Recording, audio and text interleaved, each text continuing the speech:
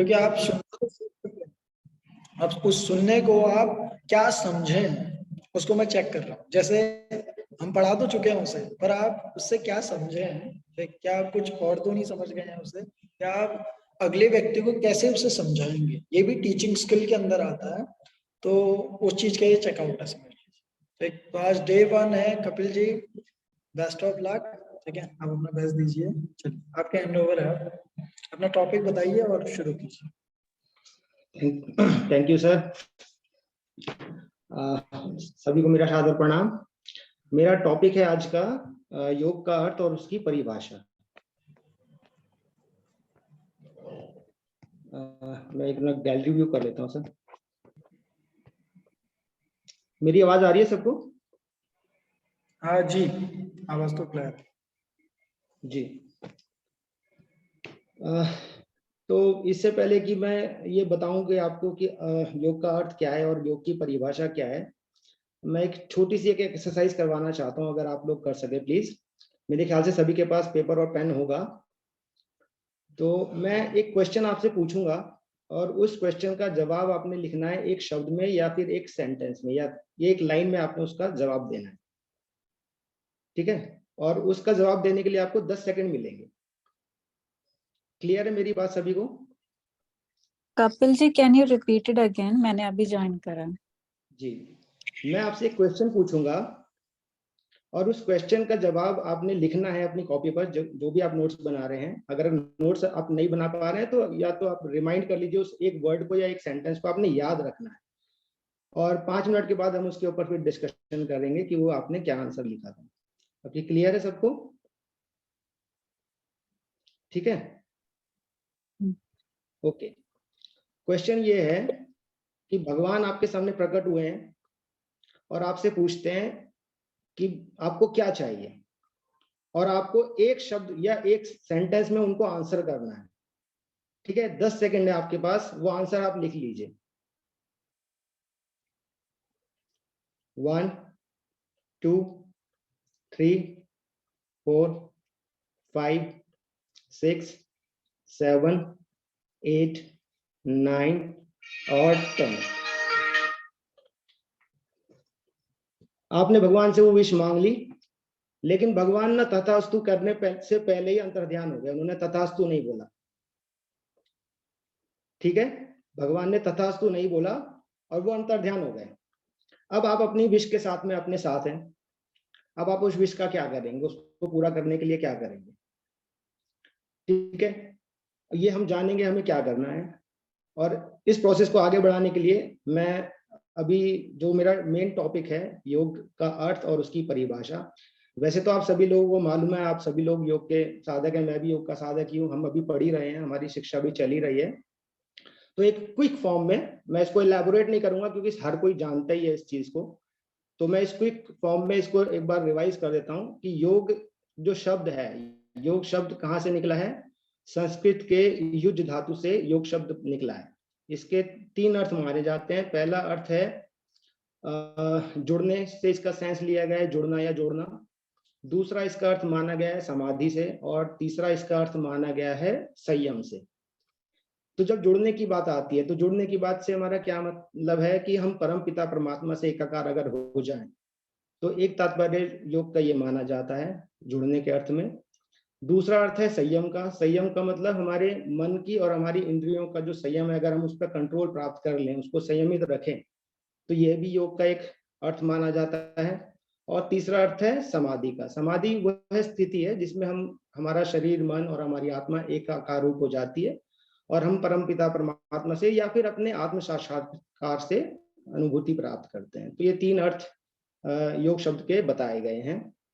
अगर परिभाषा की बात करें तो अलग अलग ग्रंथों में अलग अलग परिभाषाएं दी गई हैं। सबसे पहली बात हम करेंगे, क्योंकि हम अष्टांग योग सीख रहे हैं, सबसे पहली परिभाषा है हमारी जो महर्षि पतंजलि जी ने दी है, और वो परिभाषा आप सभी को मालूम है। उन्होंने प्रथम पाद के द्वितीय सूत्र में बोला है योगस्य चित्तवृत्ति निरोधा। अब अगर इस सेंटेंस को किसी लेमन लैंग्वेज में अगर किसी को बताना पड़े, किसी सामान्य आदमी को अगर हमें बताना पड़े कि ये चित्त क्या है, वृत्ति क्या है और निरोध क्या है, तो बहुत मुश्किल हो जाएगा हम लोगों के लिए। कि उसको हम इलैबोरेट करें, क्योंकि हम लोग तो ये शास्त्र पढ़ रहे हैं सारे, हमें मालूम है चित्त क्या है, चित्त की वृत्तियां क्या है, उसका निरोध कैसे करना है, हमें सब चीज मालूम है। लेकिन अगर आपको 5 मिनट में किसी व्यक्ति को ये समझाना पड़े कि ये योग क्या चीज है, तो ये बताना इस संदर्भ में, इस सूत्र में बताना हमारे लिए बहुत मुश्किल हो जाएगा। और मैं आगे भी, हालांकि बहुत सारे परिभाषाएं दी गई हैं, कठ उपनिषद में बोला है कि इंद्रियों का पूर्ण रूप से नियंत्रण कर लेना और उनको स्थिर कर लेना योग है। गीता में बोला गया है समत्वम योग उच्यते और योग कर्मसु कौशलम। स्वामी नित्यानंद जी बोलते हैं कि योग वह पद्धति है जिसके द्वारा चेतना के विभिन्न स्तरों पर पूर्ण नियंत्रण प्राप्त किया जा सकता है। और सांख्य दर्शन में बोला गया है कि पुरुष और प्रकृति का वियोग ही योग है। ये सब आपको मालूम है, मैं इस संदर्भ में बात नहीं करना चाहूंगा, क्योंकि ये सब चीज हम पढ़ चुके हैं और काफी टाइम से हम ये सब चीजें पढ़ते आ रहे हैं। मैं उस संदर्भ में बात करना चाहता हूँ जो मैंने आपसे अभी क्वेश्चन पूछा था। आप सभी ने इसका आंसर जरूर लिख लिया होगा कि आप लोगों को भगवान से क्या चाहिए, लेकिन भगवान उसका आंसर देने से पहले ही गायब हो गए। अब मैं आपसे ये नहीं पूछूंगा आपने क्या आंसर लिखा है, मैं सिर्फ ये कहना चाहता हूं आपने जो भी आंसर लिखा है आप वो चीज खुद प्राप्त कर सकते हैं, और उसका एकमात्र साधन वो सिर्फ और सिर्फ योग ही है। योग कैसे है? योग को 2 रूप में आप ले सकते हैं, एक तो साधन के रूप में ले सकते हैं और दूसरा आप उसके परिणाम के रूप में भी ले सकते हैं। साधन के रूप में आप कैसे लेंगे? जितने भी ग्रंथों में, योग के ग्रंथों में योग के जो साधन बताए गए हैं, अष्टांग योग में अलग साधन बताए गए हैं, सप्तांग योग में अलग साधन बताए गए हैं, अगर हम उन सभी साधनों का पालन करें तो हमने जो चीज प्राप्त करने की क्षमता है और हम चाह रहे हैं कि भगवान आके हमें वो चीज दे दें, तो भगवान के ऊपर डिपेंडेंट नहीं रहेंगे, हम उन साधनों का इस्तेमाल करते हुए उस चीज को खुद ही प्राप्त कर सकते हैं। दूसरा, अगर परिणाम के रूप में अगर आप योग को देखेंगे तो हम सभी जानते हैं कि योग का परम लक्ष्य क्या है? मोक्ष की प्राप्ति है। हमारा जीवन का परम उद्देश्य मोक्ष की प्राप्ति है। हम अपने जीवन कार्यों को करते हुए अंतिम हमारे जीवन चक्र से, मृत्यु चक्र से निकलते हुए हमें इस चक्र में दोबारा ना आना पड़े और हमें मोक्ष की प्राप्ति हो जाए, यह योग का परम लक्ष्य है। तो जो भी आपने लिखा होगा, किसी ने करियर लिखा होगा, किसी ने गाड़ी, किसी ने घर, किसी ने बंगला, कुछ भी लिखा होगा, लेकिन अल्टीमेटली इन चीजों से आपको क्या प्राप्त हो रहा है? इन सब चीजों से आपको सुख प्राप्त हो रहा है। और मेरा मानना यह है कि योग परम सुखम, योग ही परम सुख की प्राप्ति का साधन है। तो अगर हम योग को अपने जीवन में अपना लें, योग के साधनों को अपना लें, योग की प्रक्रिया को अपना लें, तो जो चीज हम प्राप्त करना चाहते हैं वो चीज हम अपने आप ही प्राप्त कर सकते हैं। और सिंपल डेफिनेशन यही है योग की, जो आप किसी दूसरे को समझा सकते हैं। अगर हम उनको समझाएं वैदिक भाषा में तो मेरे ख्याल से समझाना बहुत मुश्किल हो जाएगा और शायद समझ में भी ना आए, लेकिन अगर आप ये सिंपल लैंग्वेज में बताएंगे तो हो सकता है कि लोग इसको समझ जाएं। इसके 4 सोपान हैं, मानसिक स्तर पर, शारीरिक स्तर पर, आध्यात्मिक स्तर पर और सामाजिक स्तर पर। शारीरिक स्तर पर जब बात करते हैं हम, तो जिसमें जैसे हमें मालूम है कि आसनों का बताया गया अभ्यास, प्राणायाम का अभ्यास बताया गया है। मानसिक स्तर पर प्रत्याहार का, धारणा, ध्यान, समाधि का अभ्यास बताया गया है। और जब हम इन चीजों को प्रशस्त कर लेते हैं तो हमारा व्यवहार दूसरों के प्रति चेंज हो जाता है, तो हम व्यवहारिक रूप से भी अपने आप को उच्चतम स्तर पर ले जाते हैं। और जब ये तीनों चीजें एकाकार हो जाती हैं तो हमारी जो स्पिरिचुअल उन्नति है वो अपने आप स्वतः ही हो जाती है। तो ये 4 जो सोपान है योग के, शारीरिक, मानसिक, व्यवहारिक और आध्यात्मिक, इन चारों स्तरों के उच्चतम लेवल पर ले जाने के लिए अगर कोई चीज सहायक है तो मैं मानता हूँ वो योग ही है। और योग के द्वारा भी हम अपने सभी इच्छाओं की पूर्ति कर सकते हैं। और मैं इस परिभाषा को मैं सिर्फ इस लेवल पर ही खत्म करना चाहता हूँ। Thank you.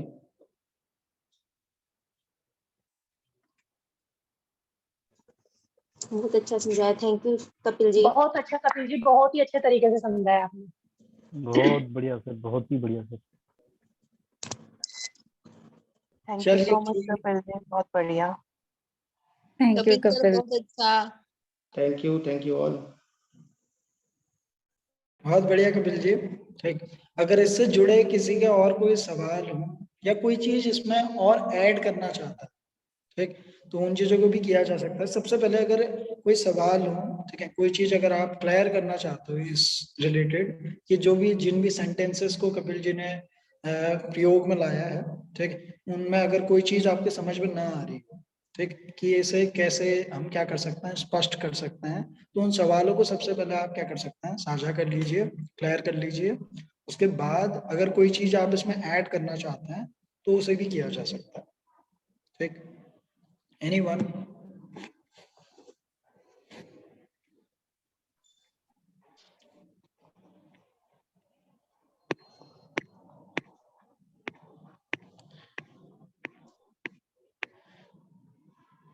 चलिए, बहुत बढ़िया। ठीक है, उम्मीद है सभी को क्लियर हो गया, सभी को समझ में आ गया कि योग जो शब्द है, योग जो प्रोसेस है, जो प्रक्रिया है, वो शास्त्रों में क्या है और व्यवहारिक जीवन में उसका क्या औचित्य है, उसको भी समझाने की कोशिश की है कपिल जी ने इस जगह पर।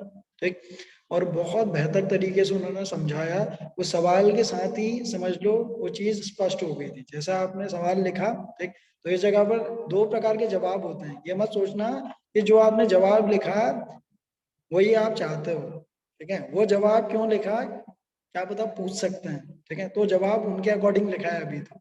ठीक, क्या करना है, ये क्लास को खत्म हो जाने के बाद इस सवाल को एक और बार पूछ लो, तब रियल जवाब आएगा अंदर से। ठीक है, जब किसी को नहीं दिखाना होगा उस जवाब को, तब एक और रियल जवाब आएगा अंदर से। और उस जवाब को भी इसी कसौटी पर बांधना कि परमात्मा ने आपके भीतर को शक्ति दी है, ईश्वर ने वो शक्ति आपके भीतर दी है कि आप अपनी इच्छाओं को स्वयं पूरा कर सकते हैं। ठीक, भले ये कथा है, भले ये कहानी है, पर मैं रियल में मानता हूँ ऐसा ही हुआ होगा। ठीक, कि अगर भगवान से आपने कुछ भी मांगा होगा और उसके बाद आप क्या कर रहे हो, जबकि आपके पास वो चीज है और फिर भी आप वो मांग रहे हो, तो भगवान रियल में अंदर ध्यान हो गए होंगे। ठीक, तो ये बहुत अच्छी कहानी है, बहुत अच्छी चीज हमें सीखने को मिलती है और उसी से हमें पता लगता है योग की विद्या का। ठीक है, योग के कार्य करने के ढंग का, कि कैसे योग धीरे धीरे कार्य में लाया जाता है और कैसे हम अपनी ही पर्सनैलिटी को, खुद को ही जानते हैं, अपने हर एक पोटेंशियल को जानते हैं और पोटेंशियल को फिर हर एक जगह पर रखते हैं जब, तो देखते हैं कि जितनी भी इच्छाएं थी वो हम स्वयं ही पूरा कर सकते हैं। ठीक है, खुद ही पूरा कर सकते हैं, क्योंकि परमात्मा ने हमें कुछ और नहीं बनाया है, हमें परमात्मा ही बनाया है, उससे कम नहीं बनाया है। देख, जैसे हम उन्हें पूर्ण कहते हैं ना, तो पूर्ण क्या बना सकता है, अपूर्ण नहीं बना सकते, पूर्ण नहीं बना सकता। ठीक, किसी का माइक ऑन है, प्लीज अगर कोई चीज शेयर करनी हो तो उसे म्यूट कर दें। घर तो इतना थोड़े समय लगा, मैंने बंगाली कोठी में देखा ना, माधुरी थोड़ा काम से तब मुझे लगा आप सोए हो। अरे नहीं, वो मिलिन सर का है। माधुरी जी आगे। आपके पास पानी की बोतल है? हाँ, ये मिलिंद प्रताप जी का माइक ऑन है सर। नहीं मेरे पास दूसरी बोतल है, नहीं मेरे पास नहीं। Sanu ji, can you mute them? हाँ अभी आ रहा हूँ, आपको खाली करना पड़ेगा ना। वैसे तो एक महीने। Okay, thank you so much. ठीक, अब इससे इसके ऊपर मैं आपको मौका देता हूँ। ठीक है, कोई भी व्यक्ति अगर इसके ऊपर कुछ लाइनें खुद से जोड़ना चाहता है तो बहुत बेहतर है, तो शुरुआत में ही वॉलेंटियर होगा। ठीक है, आप अपने लेवल पे खुद से अनम्यूट करके चीजें जोड़ सकते हैं, फिर उसके बाद मैं आपको कहूंगा कि आप कुछ चीजें जोड़ो। ठीक है, तो हमेशा वॉलेंटियर बनना ज्यादा फायदेमंद होता है।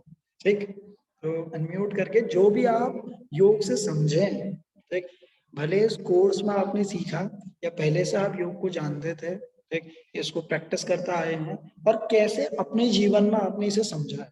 ध्यान रखना, ना किताबी लैंग्वेज, ना शास्त्र क्या कहते हैं। ठीक, भले आपने इसे एक दिन प्रैक्टिस किया है, एक दिन प्रैक्टिस करने के बाद जो भी आपने अनुभव किया है अपने शारीरिक स्तर पर, मानसिक स्तर पर, आध्यात्मिक स्तर पर, अगर कोई भी आपको परिवर्तन महसूस हुआ है, अपने वर्ड्स में आप उससे बताएंगे। ठीक है, पर ये बहुत लंबा नहीं होगा।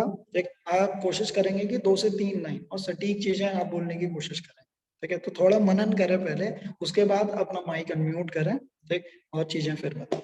ठीक, कोई भी आप में से, मैं सभी का स्वागत करता हूँ।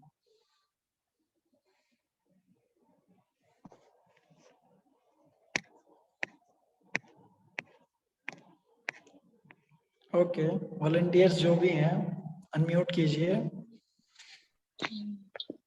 सर प्रणाम।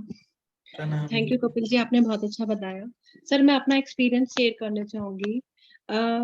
जब मैं योग से नहीं जुड़ी थी तो मैं एक स्पॉन्डिलाइटिस मतलब सीवियर वाला पेशेंट रह चुकी हूँ, मतलब फिजिकली जो मेरे अंदर चेंजेस आए, मेरा देहरादून का कोई डॉक्टर ऐसा नहीं है जिसके पास मैंने ट्रीटमेंट नहीं कराया। इवन मेरे 2 की 3 साल कंटिन्यूअसली मेडिसिन रही, बेड पर आ गई थी समझो मैं।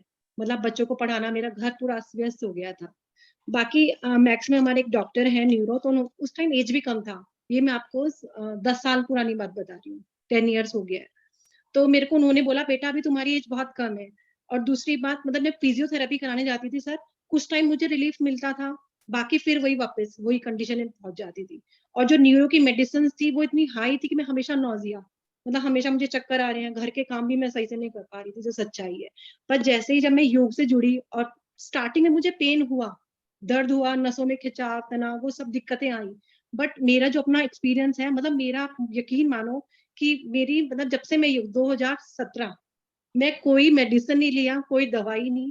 और मतलब मैं सभी को सलाह दूंगी कि योग का मतलब एक पक्ष नहीं, हर तरह से आपको डेवलप करता है।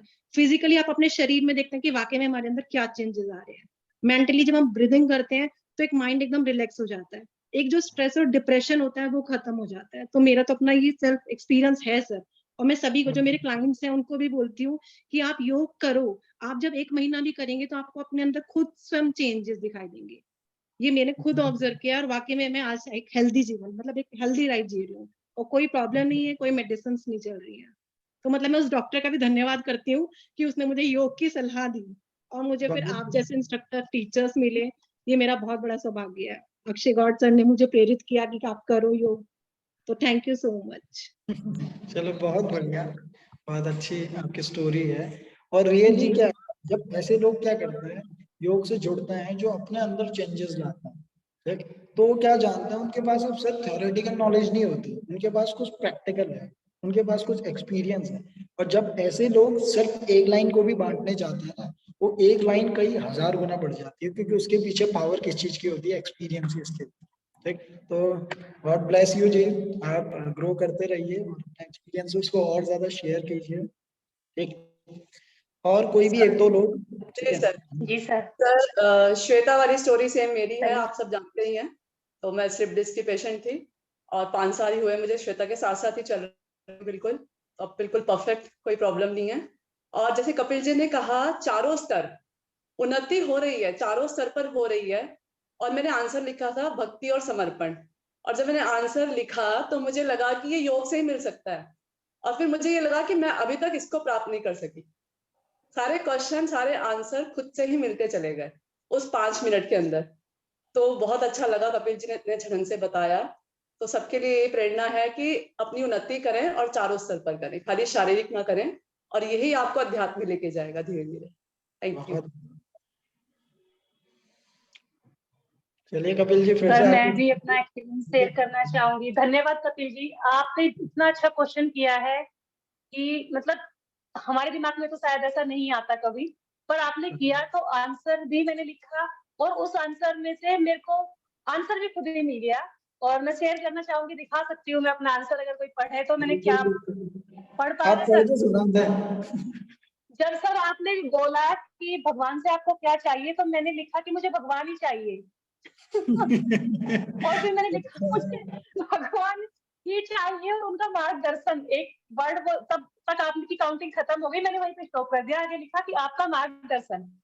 एक लाइन है भगवान ही चाहिए, 4 वर्ड है आपका मार्गदर्शन। बट सर जब मैं इसको सोचा, फिर मेरे को लगा भगवान बनने के लिए तो बहुत मेहनत करनी होगी, हमें पहले उनका जैसा बनना होगा। मतलब आंसर भी मिल गए सर खुद ही रियल में। फिर जब मार्गदर्शन मैंने देखा तो मुझे लगा यार जो गुरु हमें मार्गदर्शन दे रहे हैं, हमें उसी पे तो चलना है, वही तो है मार्गदर्शन। गुरु भी भगवान ही होते हैं एक्चुअली। तो सेम बहुत स्टोरी जैसे श्वेता ने बताई और नीतू जी ने बताई सर, मेरे साथ तो सेम ही है। क्योंकि मैं जब गाजियाबाद में रहती थी सर, मेरे को हर महीने फीवर आता था। मतलब और ये पता नहीं चलता था कि फीवर क्यों आया है। वो एक दिन के लिए फीवर आता था और कभी मैं दवाई खा लेती थी, कभी बिना दवाई के भी ठीक हो जाता था सर। सर्वाइकल स्पॉन्डिलाइटिस की प्रॉब्लम भी मुझे हुई थी अब से 10 साल पहले। और मैं मतलब मुझे पता भी नहीं था, मुझे कुछ नहीं पता था, मैं अचानक बेहोश होकर गिर गई थी। फिर जब डॉक्टर को दिखाया तो पता चला कि मुझे यहाँ पे पेन तो रहता था, लेकिन मेरे को नॉलेज नहीं थी तब कि ये क्या है। तब पता चला कि सर्वाइकल स्पॉन्डिलाइटिस है। वो भी मेरी सर ठीक हो गई है, बट जो मेरे को फीवर आता था। फिर जब मैं डिप्लोमा में आई सर, तो जैसे मैं दंड करती थी, मेरा एक्सपीरियंस बता रही हूँ मैं, तो दंड करने के बाद भी मेरे को फीवर हो जाता था। जैसे मैंने कॉलेज में दंड किया, डर तो लगता था बहुत ज्यादा, फिर भी कोशिश करती थी टीचर्स के डर से, और थोड़ा बहुत घुसा भी लिया अंदर। तो उसके बाद घर आके मेरे को फीवर में, मतलब मैं पूरा दिन पड़ी रहती थी, ना मैं बच्चों को खाना दे पाती थी, मेरे साथ में ये हालात होते थे। तो इससे ना सर मैं बहुत डर गई थी। फिर मैंने मतलब बहुत ही कम मैंने वो कर दिया करना, हालांकि होने भी लगा था, बट फिर भी मेरा एक्सपीरियंस यही रहा कि करने के बाद भी मुझको फीवर होना ही था। फिर सर जब मैं एमए में मैंने एडमिशन लिया तो गौर सर से बात हुई, सर ने बोला, मैंने कहा सर मैं इसलिए नहीं करती हूँ कि मेरा पूरा दिन वेस्ट जाता है, मुझे फिर फीवर रहता है। मतलब करने के बाद जैसे ही छुट्टी होती थी, मेरे को फीवर होना शुरू हो जाता था 1-2 घंटे बाद ही, और मैं पूरा दिन फीवर में। कभी कभी फिर हस्बैंड बोल देते हो तो डॉक्टर है कि दवाई खा ले, दवाई खा ले। मैं सोचती थी कि दवाई ना खाऊं, लेकिन सर खानी पड़ती थी। बट फिर मैंने गौर सर ने मेरे को तैयार किया, बोले कि नहीं तुम करो, ये तुम्हारे अंदर डर है, करोगे तभी होगा। सर मैंने दंड किया, सेट टर्म की बात बता रही हूँ सर। मैंने कॉलेज में जब दंड किया तो मेरा धीरे धीरे वो अपने आप ही रिलैक्स होके जब करना शुरू किया, तो अब मेरे को फीवर नहीं आता है, और आता ही नहीं है। मतलब जैसे घर में किसी को होता है, इन्फेक्शन हो गया या फीवर हो गया या कोल्ड कफ हो गया, कोल्ड कफ का भी मैंने खुद से ही अपने ऊपर एक्सपेरिमेंट में खुद भी किया है सर। जल नीति और शीतकर्म, ये दोनों चीजें मैं करती हूँ, और कुंजल भी जब कर देती हूँ तो मैक्सिमम 1 दिन से ज्यादा मेरे को नहीं टिकता है। अगर लग गया, वो भी इसलिए लग जाता है सर क्योंकि मैं करती नहीं हूँ, छोड़ देती हूँ। अगर कंटिन्यू में 15 दिन में एक बार कर लेती तो होता ही नहीं है, मतलब बहुत रियल में। बढ़िया। और इतना, और एक चीज और है सर, जब तक हम इस पे विश्वास नहीं करते तब तक ये हमारे ऊपर कार्य नहीं करती है, ये मैंने फील किया है। आसन भी अगर हम, जैसे मैं पहले करती थी, ठीक है मुझे पता है कि मैं आसन कर रही हूँ, कुछ नहीं होता था सर उससे, लेकिन जब मैंने स्पिरिचुअली इसको समझा, अब उसका इफेक्ट नजर आता है। इफेक्ट तो देखो टीना जी तब भी होता है, ठीक है, पर आपको दिखता नहीं है तब, क्योंकि अवेयर नहीं होता है, ठीक है। पर सर नहीं होता है सर वो, लेकिन शारीरिक स्तर पर होता है। जब हम कोई कार्य करते हैं, जैसे हम आसन ही कर रहे हैं, या हम योग में जब हम स्पिरिचुअली मतलब दिमाग से घुसते हैं ना, सोच के उस पर विश्वास करके, तब सर ज्यादा इफेक्ट करता है। वो तो होता ही है, ठीक है, पर मैं कहूँ ना, जब आप अवेयर नहीं होते हैं, ठीक है, तब अब चीजें अगर होती भी हाँ हैं तब आपको अवेयर। पता नहीं होता, ठीक। जैसे 2 लोगों को मैं क्या करूँ, एक एक चांटा मार, पर एक व्यक्ति ने क्या किया, शराब पी है, और एक एक व्यक्ति क्या है, होश में है, ठीक। तो जिस व्यक्ति ने शराब पी है उसे महसूस होगा क्या चांटा पड़ा है या किस इंटेंसिटी से पड़ा है, नहीं पता चलेगा। क्यों? क्योंकि अभी वो बेहोश है, ठीक। और अवेयरनेस क्या बताएगी, जो अवेयर व्यक्ति होगा उसे लगेगा, ठीक है। तो यही बट सर ये परिवर्तन अवेयरनेस योग के थ्रू ही आती है, और ये मेरे अंदर आई है, पहले नहीं थी, रियल में नहीं थी पहले तो। अभी लेकिन योग जैसे जैसे हम कर रहे हैं तो योग से अवेयरनेस भी आती है। बिल्कुल, ठीक। चलिए बाकी लोगों से फिर मैं पूछूंगा कि क्या उनके और एक्सपीरियंसेस हैं, ठीक। यहाँ पर मैं एक सवाल पूछता हूँ आप लोगों से, ठीक, इसी से वो रिलेटेड है। जैसे कपिल जी ने अभी बताया कि योग की जो प्रक्रिया है वो साधन के रूप में क्यों हमें अपनानी चाहिए, ठीक है, क्योंकि अंततः क्या है, हमारे भीतर ही वो परमात्मा है, और उस तक पहुंचने के लिए क्या है, एक मार्ग है योग, ठीक है। ये पूरे के पूरे, भले वो अष्टांग योग है, सप्त साधन है, ठीक है, जितने भी साधन बताए गए हैं, और प्योरली आप उसे फॉलो करते हैं, उनके सिद्धांतों को समझते हैं, ठीक है, अपने ऊपर उसे अप्लाई करते हैं, अपनी कसौटियों पर रखते हैं, आज की परिस्थितियों पर रखते हैं, तो आप देखते हैं कि परिस्थितियां बहुत ज्यादा चेंज नहीं हुई है, प्रॉब्लम भी बहुत ज्यादा चेंज नहीं हुई है, जो बहुत टाइम पहले थी वही प्रॉब्लम्स आज भी है। मानसिक स्तर पर जो मन के काम करने की शैली है वो तो वही रहती है, ठीक। तो ये तो हमें पता चला कि योग की प्रक्रिया क्या है, ठीक। पर यही जैसे टीना जी बता रही हैं, ठीक, इसी से मिला जुला एक प्रश्न है कि क्या चीज योग की प्रक्रिया को सफल बनाएगी, ठीक। सभी लोगों को सिर्फ एक लाइन का मौका मिलेगा, ठीक, उससे 2 लाइन में कोई नहीं जाएगा, पहले मनन कीजिए, सोचिए, ठीक। क्या चीज योग साधना को सफल बनाती, ठीक, और क्या चीज योग साधना को असफल बनाती। योगी अगर कोई व्यक्ति क्या कर रहा है, योग साधना कर रहा है, ठीक, तो क्या चीज बताएगी कि उसकी ग्रोथ होती रहे, वो सही मार्ग पे चलता रहेगा, ठीक, और क्या चीज बताएगी कि वो गलत मार्ग पे चल रहा है, ठीक। आप अपने उत्तर भले कॉपी में लिख भी सकते हैं, ठीक, और जैसे आप महसूस करें कि ये मेरे भीतर से आने वाला सही उत्तर है, फिर आप उसे क्या करेंगे, अनम्यूट करके शेयर करेंगे, ठीक। फिर से इस जगह पर किताबी कीड़ों वाली नॉलेज की कोई औचित्य नहीं है, ठीक। आप जो खुद से समझे, अगर आपने रियली किस चीज को फॉलो किया है देन म्यूट द माइक, अगर नहीं किया है कोई बात नहीं, ठीक है। पहले अप्लाई करना अपने ऊपर, उसके बाद देखना कि रियली ऐसे ही काम होता है, ऐसे ही पूर्ण किया जाता है चीजों को, उसके बाद चीजें शेयर, कोई दिक्कत नहीं है। उससे पहले कोई जरूरत नहीं है अपने उत्तर को देने की, ठीक। तो कोई भी जिन लोगों को भी सर? अपना उत्तर मिल गया, बिल्कुल। हाँ जी। सर मैं कुछ कहना चाहती हूँ। सबसे पहले तो जैसे ही हम योग से जुड़े तो थॉट प्रोसेस चेंज हो जाता है धीरे धीरे, और थॉट प्रोसेस जब चेंज होने लगता है तो अपना आप ही हम पूरा पॉजिटिविटी से पूरा योग की तरफ एक जुड़ने लाइन लगते सुना लीजिए, हाँ, एक ही लाइन में बस बोलना यही है है। थॉट प्रोसेस चेंज होना। ठीक है, सर मैं बताती हूँ, एक लाइन बस। संकल्प से सिद्धि। ठीक है, बहुत बढ़िया है। सर विश्वास और अनुभव। सर योग स्वाध्याय, विद्या के प्रति श्रद्धा और विश्वास। सर दृढ़ निश्चय, एक एक करके पहले एक व्यक्ति को बोल देने दो, ठीक है। मैंने बोल दिया सर, योग विद्या के प्रति श्रद्धा और विश्वास। ठीक है, सर दृढ़ निश्चय होना, स्वाध्याय एंड ध्यान, ठीक है, सर अनुशासन और एकाग्रता। बिल्कुल। The faith and perseverance. Can you repeat please? The faith and perseverance. Okay. Sir passion and continuity, Okay. मानसिक स्थिरता। ठीक है, और कोई उत्तर? और I want to say that for all of these ever regular practice. Okay, पहले सभी को बोल लेने दो। सर सोम का अध्ययन। Sir hello. हाँ जी। स्वस्थ जीने की कला मिलती है सर, जीने को मतलब आसान बनाता है, अनुशासन में, संयम में। ठीक है जी सर मेरा आंसर है सहजता और सरलता।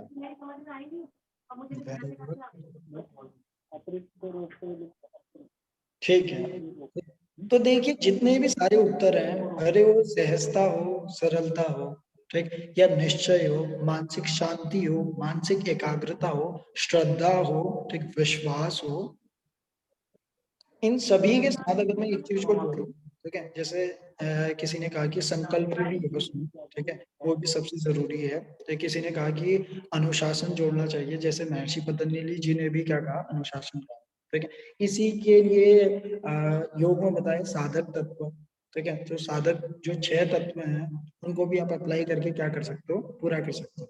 देखो साधक तत्व भी क्या है, फिर 6 है, और 6 साधक तत्वों को अटेन करके भी आपने क्या करना है, मतलब कि 6 स्तरों पर आपने मन को देखना है, उसमें विकास लाना है, उसके बाद आप ये जो योग का मार्ग है उसमें विकास कर सकते हैं, ठीक। अब इन सभी के साथ क्या है, अगर एक चीज मैं जोड़ूं, किसी ने कहा भी उसे, ठीक, ये है स्वाध्याय, ठीक। ये वर्ड भले सभी के मन में आया, ठीक, और सभी लोग सोचते भी हैं, समझते भी हैं कि ये वर्ड हमें पता है, ठीक, पर ये सिंगल वर्ड अगर तरीके से यूज किया जाए तभी क्या होता है, साधक आगे बढ़ सकता है। अब कभी लोग सोचेंगे नहीं श्रद्धा और ज्यादा इंपॉर्टेंट है, ठीक, या अनुशासन और ज्यादा इंपॉर्टेंट है, या इसमें निश्चय और ज्यादा इंपॉर्टेंट है। किसी भी चीज को, जितने भी उत्तर आपने दिए उसको इस टॉपिक पर रखना, ठीक है। अगर उसके पीछे से मैं क्या हटा दूं, स्वाध्याय हटा दूं, तो क्या हो जाएगी, ग्रोथ वहीं रुक जाएगी। और स्वाध्याय इतना ज्यादा इंपॉर्टेंट क्यों है, क्योंकि इसके पीछे क्या है, आप खड़े। योग तो अपनी चरम स्थिति में, चरम अवस्था में हमेशा से ही मौजूद है, ठीक, कि आत्मा परमात्मा से मिलने के लिए हमेशा आपको मार्ग दिखा रही है। आपके सामने सत्पुरुष भी आते हैं, गुरु भी आते हैं, वो हमेशा से ही थे। जिस वक्त महावीर एवं बुद्ध थे, ठीक है, और महर्षि पतंजलि थे, लाखों लोग उस वक्त भी उनके सामने थे, पर किस चीज की कमी थी, समझ लीजिए, खुद की गलतियों से सीखने की कमी, और दूसरी चीज अपनी स्ट्रेंथ को देखने की कमी। ये 2 चीजें हैं स्वाध्याय के साथ जुड़ी हुई, ठीक। स्वाध्याय लोग क्या सोचते हैं कि अपनी गलतियों को परखना ही स्वाध्याय, नहीं, एक और पहलू है स्वाध्याय का, ठीक, अपनी स्ट्रेंथ को देखना भी स्वाध्याय। जब आप क्या होंगे, डिमोटिवेट होंगे, यानी कि जब क्या आएंगे, डाउन्स आएंगे आपकी पाथ में, ठीक है, आप जाएंगे, योग साधना करेंगे, तो बहुत बार ऐसा होगा कि आप क्या करेंगे, डिमोटिवेटेड फील करेंगे, मन आपको घेर लेगा, पुरानी आदतें आपको घेर लेंगी। उस दौरान कौन आपकी मदद करेगा?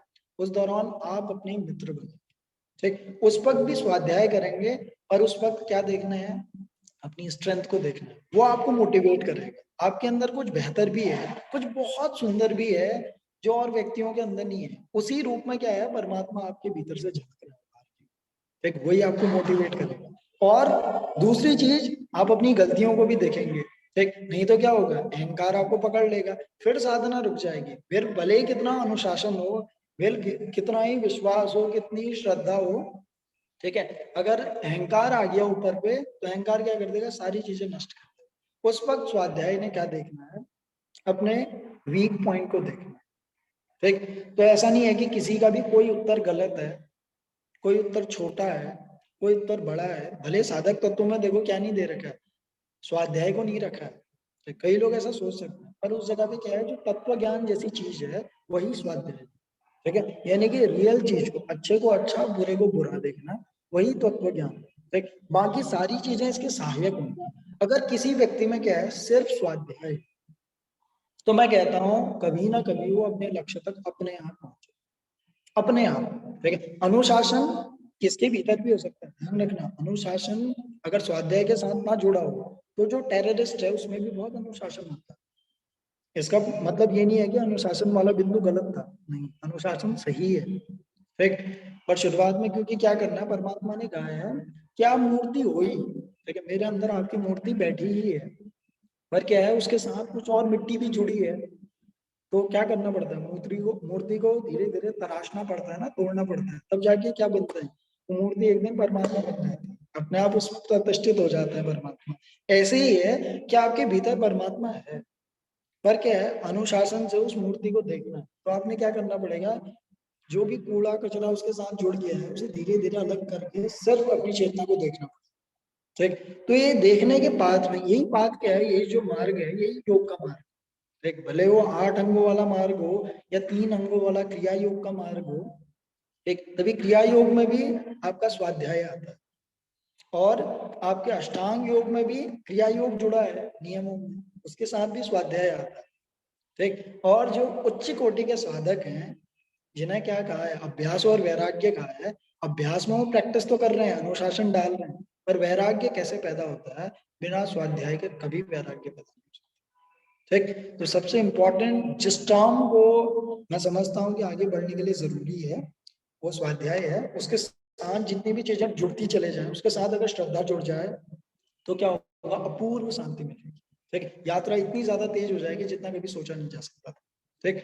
और उसी के साथ अगर कोई भी चीज जोड़ दी जाए, तो उसकी पावर उतनी ही गुना बढ़ जाएगी, ठीक। पर एक टर्म अगर पीछे से हट जाए, आप खुद को देखना, क्योंकि योग तो अपने आप में हमेशा पूर्ण है।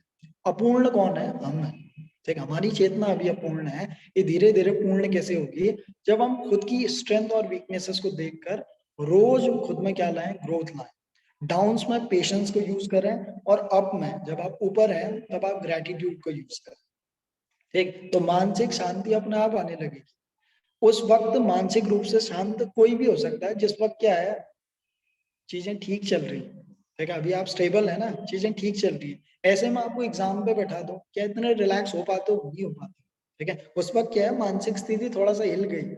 इस वक्त क्या काम आएगा, इस वक्त आएगा काम स्वाध्याय, और ये देखना कि क्या मेरे भीतर अच्छा है, किस रूप में मेरे भीतर परमात्मा बैठा हुआ है, ठीक। ऐसे ही जब आप बहुत ज्यादा ऊंचाई पर है, ठीक, तो उस वक्त भी क्या देखना कि मेरा वीक पॉइंट क्या है, किस जगह पर मुझे अपनी इस ऊर्जा को लगाना चाहिए, जिससे मैं धीरे धीरे क्या कर सकूं, विकास या विकसित हो सकूं। कहा जाता है ना कि दान क्या है, उच्चतम एक साधन है। दान को बहुत उच्चतम साधन माना जाता है। क्यों माना जाता है, जब आप क्या करते हैं, साधना पे चलते हैं, तो क्या होती है, एकाएक शक्तियां सिद्धियां आपको मिलती हैं। तो कहा कि ये शक्तियां और सिद्धियां अगर मिले ना, तो इन शक्तियों को क्या करना, दान पे दे। किस प्रकार का दान, शुरुआत में तभी स्टूडेंट को कहाँ रखा जाता था, गुरुकुल में रखा जाता था, ताकि जो ऊर्जा मिले, उस ऊर्जा को वो विश्वास के रूप में, श्रद्धा के रूप में गुरु के चरणों में चढ़ा दे, ठीक। जैसे वो चढ़ा देगा, तो क्या होगा, वो अपने उस पहलू को भी धीरे धीरे मजबूत बना रहा है जो उसके अंदर कमजोर है, और सभी मजबूत होता तो वो तो परमात्मा अपने आप ही बन जाता। कुछ अच्छा है कुछ बुरा है, तो जब वो क्या है बहुत ज्यादा डिमोटिवेटेड है तो गुरु कुछ नहीं करता उसको। गुरु सिर्फ उसके समीप जाकर यही बताता है कि ये देख इस रूप में तेरे भीतर परमात्मा है। और जब वो बहुत ऊंचा उछल रहा है तब भी गुरु उसे देख रहा है और क्या कह रहा है कि कोई ऐसा बिंदु है जिस पर तुझे ध्यान देने की जरूरत है। तो एक बहुत ज्यादा ऊपर मत उड़ो, ठीक, ये तो क्या हो सकता है मुंह के बल नीचे गिरो। तो ये दोनों पतन के मार्ग हो सकता है और इन दोनों में मदद कौन करता है? स्वाध्याय। हम सभी लोग अगर क्या करें रात सोते वक्त, ठीक है, या हफ्ते के एंड में, महीने के एंड में, साल के एंड में, आप देखें कि साल कैसा गया, दिन कैसा गया, ये घंटा कैसा गया, ठीक है, इस दौरान कितने बार क्या किया मन ने अपनी जो समझ लीजिए शक्तियां हैं वो प्रदर्शित की, कितने अपने जाल बुने, ठीक। कभी आप साधना करते हैं 1 घंटे की प्रैक्टिस कीजिए, 1 घंटे की प्रैक्टिस के दौरान भी आप देखोगे कि शुरुआत में मानसिक स्थिति क्या थी, आप थोड़ा सा कम कंसंट्रेट थे, ठीक। फिर धीरे से आपने क्या की प्रैक्टिस में उतरे, प्रैक्टिस की, ठीक है, और एट द एंड आपने देखा कि अब मानसिक स्थिति और ज्यादा कंसंट्रेट हो गई, ठीक है, और ज्यादा फोकसफुल हो गए, ठीक। तो इस दौरान आप क्या भी देखते हैं कि नहीं ये साधना क्या करती है, मेरे भीतर कोई जो दिया था वो क्या हो गया है एक अग्नि के रूप में परिवर्तित हो। और कभी आप अंधेरे पक्ष में अगर गिर जाते हैं, डिप्रेशन में चले जाते हैं, डिप्रेशन से बाहर आने का क्या रास्ता है? कोई रास्ता नहीं है इसके बजाय कि आप अपने भीतर उस परमात्मा के उस बिंदु को देखें। बुरा से बुरा, कातिल से कातिल व्यक्ति, ठीक, बुरा से बुरा जितना समझ लो, पापी से पापी व्यक्ति, उसके भीतर भी कोई ना कोई अच्छाई होगी और जो अच्छाई है वही उसका मार्ग। अगर आप याद करो फिर से वही कहानी जो मैं कई बार सुनाता हूँ कि महावीर बुद्ध और उंगली माल, ठीक है, उंगली माल उनकी उंगली काटने के लिए या उनकी हत्या करने के लिए बुद्ध के पास आ रहा था, ठीक। तो बुद्ध क्या देखते हैं कि इसके भीतर भी परमात्मा है पर इसे स्वाध्याय करने की जरूरत, ठीक है, उसकी शक्ति चरम है, बहुत ज्यादा दृढ़ निश्चय है, संकल्प है, विल पावर कम नहीं है उसमें, ठीक, अनुशासन कम नहीं है। 1000 लोगों की क्या करनी है, उसने उंगलियां काटनी है, अनुशासन चाहिए, ठीक है, और इतना ही क्या चाहिए, विश्वास भी चाहिए कि 1000 लोगों की उंगलियां काट के पहनना है, जो भी उसका विश्वास है, ठीक है। विल पावर की कोई कमी नहीं है, बट क्या नहीं है, स्वाध्याय नहीं है, आंख नहीं खुली, ठीक है, देख नहीं पाया, तत्व ज्ञान नहीं ले पाया।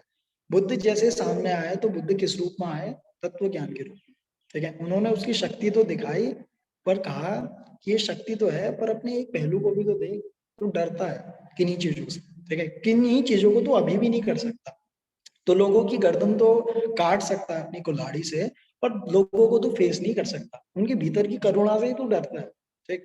अगर हिम्मत नहीं है, अगर यकीन नहीं है तो मेरे साथ गाँव में चल, ठीक, मेरी शांति तुझे क्या करेगी, प्रभावित करेगी, तो मेरे साथ गाँव चल और गाँव के उन लोगों की उस करुणा को कमा के दिखा, ठीक है। तो 1000 उंगलियां पहन रहा है, सिर्फ एक व्यक्ति से अपनी करुणा कमा के दिखा, मैं मान जाऊंगा, ठीक। वो क्या करता है उसी वक्त उसकी जितनी भी ऊर्जा है वो ट्रांसफॉर्म हो जाती है। अब वो किस में आया? योग के मार्ग में आया। और कथा कहती है कि अपनी मृत्यु के साथ ही उंगलीमाल परम समझ लो पद को प्राप्त होता, वो योग को प्राप्त होता है, ठीक। तो इसका मतलब ये नहीं है कि हम सभी लोगों ने उतने पाप करने हैं, अगर पहले ही क्या हो जाए, स्वाध्याय हो जाए, तो क्या होगा, आप आराम से क्या करेंगे, विकास को अटेन करेंगे, ठीक, अपनी ग्रोथ को अटेन करेंगे और विकास के मार्ग में धीरे धीरे अग्रसर हो जाए। ये बहुत मेन पॉइंट है, इसे योग के साथ जोड़ना कि क्या हमारे साथ अच्छा है और क्या हमारे साथ बुरा है, इन दोनों पहलुओं को देखना बहुत जरूरी है, ठीक। आप सभी के उत्तर अपनी जगह बिल्कुल सही है, मैं सभी की इज्जत करता हूँ और ये उत्तर इस वजह से ज्यादा सुंदर है क्योंकि आप अपने एक्सपीरियंस से उन चीजों को बता रहे हैं, ठीक। पर इन्हें किस कसौटी पर रखें, आप स्वाध्याय की कसौटी पर रखें, ठीक। आपके जो भी समझ लीजिए जीवन के नियम है वो बहुत ज्यादा सुंदर हो जाएंगे अगर उसके इर्द गिर्द कौन खड़ा हो, स्वाध्याय खड़ा हो। आप गिरो तो स्वाध्याय करो, आप उठो तो स्वाध्याय करो, ठीक। आप अगर ऊंचाई पे हो तो स्वाध्याय से ग्रेटिट्यूड निकलेगा और अगर गिरो तो खुद की स्ट्रेंथ को देख के मोटिवेशन निकलेगा, ठीक है। हमेशा स्वाध्याय आपकी मदद करेगा और यही योगी को क्या करता है, अंततः उसके चरम स्थल तक ले जाता है, ठीक है। धीरे धीरे जैसे वो क्या करने लगता है, स्वाध्याय करने लगता है, अपनी स्ट्रेंथ देखेगा तो विल पावर अपनी आप आ जाएगी, ठीक। अपनी वीकनेसेस को देखेगा कभी तो अहंकार अपने आप गिर जाएगा, ठीक। होप आपको ये पॉइंट क्लियर है। किसी का भी मेरा ये उद्देश्य नहीं है कि किसी का भी पॉइंट कट किया जाए, मैंने कहा ना कई लोगों ने बोला भी स्वाध्याय तो बहुत बढ़िया पॉइंट है, ठीक। तो अपने साधनों में आपने इस पॉइंट को जरूर ऐड करना चाहिए। उम्मीद है सभी लोग इसे एग्री करते हैं, और किसी और बिंदु को अगर आप जोड़ सकते हैं तो बहुत बढ़िया। ठीक। और अगर जैसे बताया कि तीनों धातुओं के बारे में, ठीक है, मैंने पिछली बार भी इस प्रश्न को पूछा था आपसे। ठीक। जैसे कहा कि योग का तीनों जो धातु हैं, ठीक है, वो क्या बता रही हैं कि योग का जो अर्थ है वो जुड़ना। ठीक है, आप सभी लोग जानते हैं कि योग मतलब जुड़ना होता है, पर सांख्य योग की डेफिनेशन के अकॉर्डिंग क्या है, योग मतलब तोड़ना। ठीक है, या तोड़ना। ठीक है, सांख्य योग क्या कहता है, पुरुष और प्रकृति को अलग कर दो। ठीक, ऐसा ही कौन भी कहता है। अगर आप जैन धर्म, ठीक है, या जैन जो ग्रंथ है, दर्शन है, उसे आप पढ़ते हैं तो उसमें महावीर भी इसी प्रकार की एक व्याख्या कर रहे हैं। ठीक है, वो कहते हैं कि चेतना को क्या करो, उसकी जितने भी उसमें क्या है, समझ लीजिए गंदगी है, ठीक है, जितने भी उसके संस्कार हैं उनसे अलग कर दो। ठीक है, तो चेतना अपने आप शुद्ध हो जाएगी। वो किस बात की घोषणा कर रहे हैं कि पुरुष को प्रकृति से अलग कर। ठीक, तो इस जगह पे एक प्रकार का कॉन्फ्लिक्ट क्रिएट होता है। आप इसे कैसे समझते हैं वो आप बताएंगे। ठीक, जैसे आपने बोला कि आत्मा का परमात्मा से मिलन क्या है, योग, ये सभी के समझ में आता है कि ओके, योग मतलब जुड़ना है। आत्मा अगर परमात्मा से मिल जाए तो वो क्या है, योग है। पर अगर सांख्य योग की माने तो सांख्य योग क्या कह रहा है कि पुरुष और प्रकृति को अलग अलग कर, वो योग है। अब इस योग को आप योग की रूप में किस प्रकार देखते हैं, तो किस प्रकार आप समझे हैं, मैं ये जानना चाह रहा हूँ। और तो जो भी आपके समझ में आया उसे आप अनम्यूट करके शेयर करेंगे। ठीक, नहीं आया कोई बात नहीं। ठीक है, ध्यान से उत्तरों को सुनना, वो अपने आप आ जाए। Anyone of you?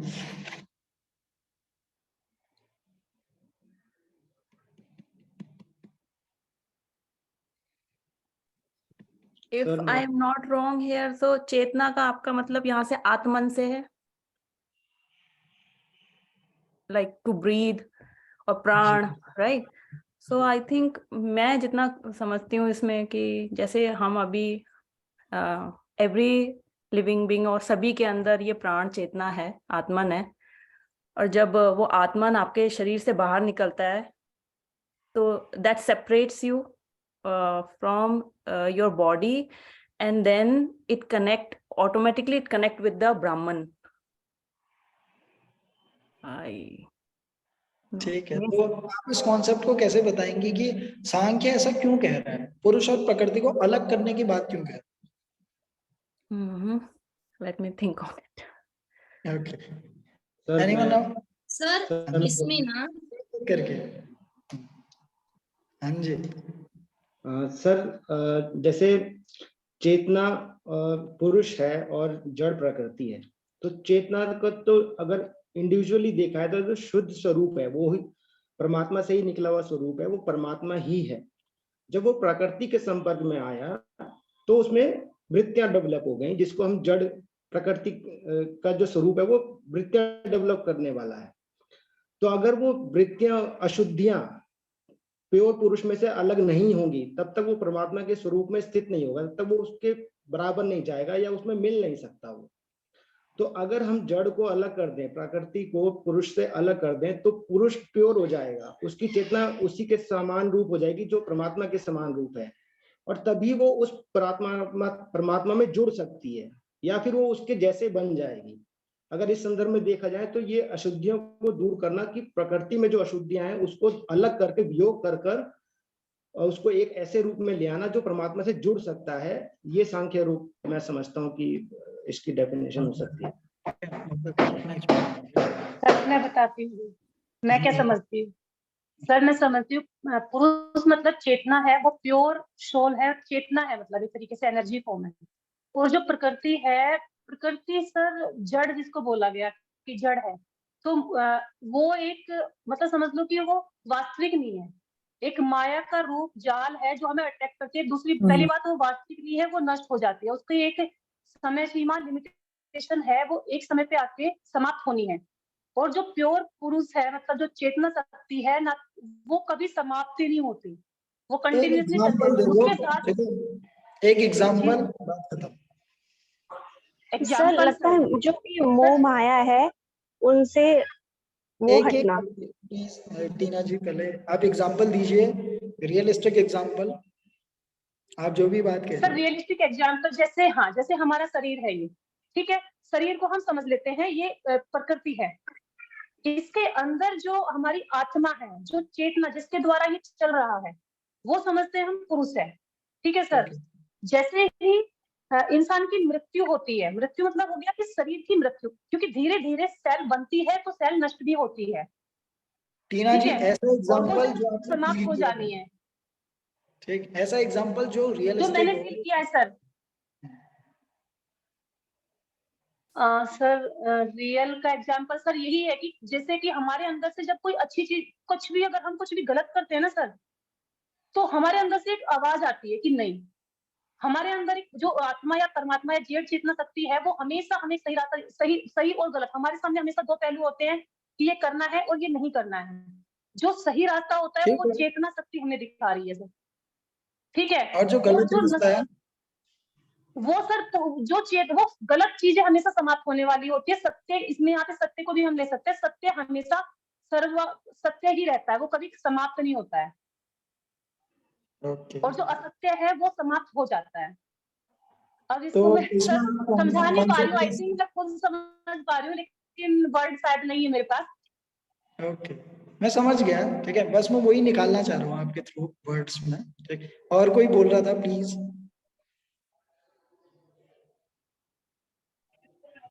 सर मैं ये बोल रही थी कि मैं इतना ये समझी हूँ उससे जो भी आपने पूछा,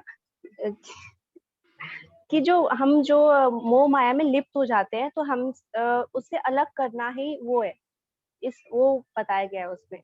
मतलब पता नहीं मैं सही बता पा रही हूँ कि नहीं बता पा रही हूँ। रियलिस्टिक एग्जांपल, जितनी भी जो भी अट्रैक्टिव चीजें है ना, जो हमें मतलब लगाव रहता है, जिनसे हमें किसी भी चीज से मतलब लगाव नहीं होना चाहिए, जैसे नहीं तो कोई जैसे चाहे वो अपने बच्चे भी क्यों ना हो या कुछ भी हो, तो उनसे जैसे अगर उन्हें चोट लगेगी तो हमें भी हर्ट होता है। तो वो है कि जैसे योग में बता रखा है कि जोड़ना, तो इसका मतलब बता रखा है कि दूर होना, मतलब किसी भी दीपाली जी, चीज में हमें एग्जाम्पल ऐसा होना चाहिए जो आपसे जुड़ा हुआ होना चाहिए, ठीक है।